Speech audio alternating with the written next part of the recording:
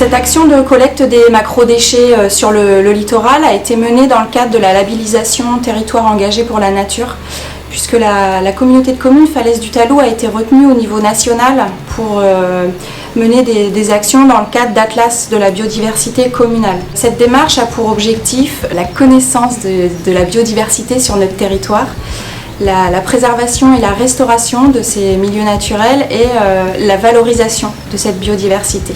Sur la partie environnement et développement durable de l'association, on agit avec différents moyens, donc notamment avec des ramassages de plages sur le littoral ou même en ville. On fait aussi tout ce qui est fabrication de cabanes à insectes et de poubelles avec des palettes de récup. Enfin, on récupère tout ce qu'on peut pour leur donner une deuxième vie.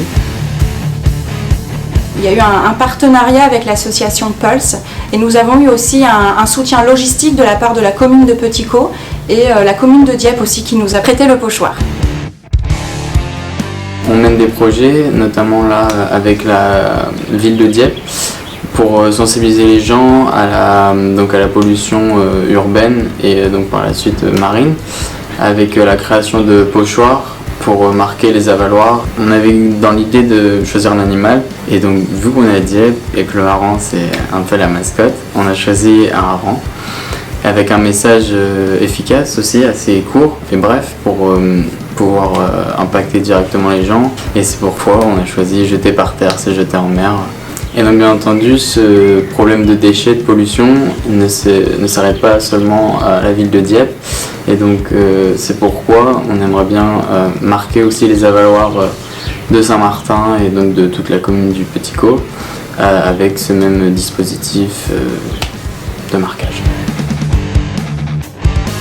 Le bilan de l'action est plus que positif puisque nous avons récolté pas loin de 6 mètres cubes de déchets, ce qui est quand même assez conséquent.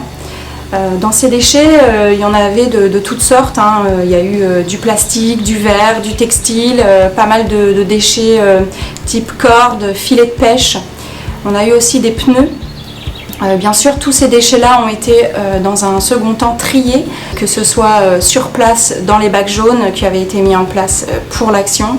Le bac gris aussi était présent et pour tout le reste, nous avons tout emmené en déchetterie et mis dans les bennes dédiées à ces filières de valorisation. C'est vrai que lorsque je pratique le skimboard ou même lorsque je vais juste à la plage, on remarque que les principaux détritus sont les déchets des touristes ou même des locaux. Et puis aussi, ce qui est beaucoup plus petit mais qui a un impact énorme sur l'environnement, c'est les mégots qui polluent vraiment beaucoup pour leur petite taille, parce qu'il faut savoir qu'un filtre, un seul filtre, ça va polluer 500 litres d'eau, donc ce qui est quand même énorme. La biodiversité est omniprésente et notamment sur notre littoral puisqu'il y a une faune et une flore qui est particulièrement adaptée à ce milieu naturel et c'est essentiel de la préserver via notamment une bonne gestion de ces déchets à la source. On peut s'apercevoir aujourd'hui qu'on a ramassé énormément de déchets et ces déchets ne viennent pas de n'importe où, ils viennent soit de la mer, soit ils sont tombés de la falaise ou bien ils ont été laissés sur place. Mais à la base, tous ces déchets ont été dans la main de quelqu'un. C'est important de ne jamais laisser ces déchets sur place, toujours repartir avec ou les acheminer vers les poubelles dédiées sur ces lieux. Dans le cadre de l'action, on a mis en place une chasse au trésor destinée aux enfants qui a été, elle, un réel succès puisqu'il était là question de glaner les œufs de bulot, les os de seiche, des œufs de raie ou de roussette. On a pu aussi les sensibiliser à la présence de choux marins sur notre littoral.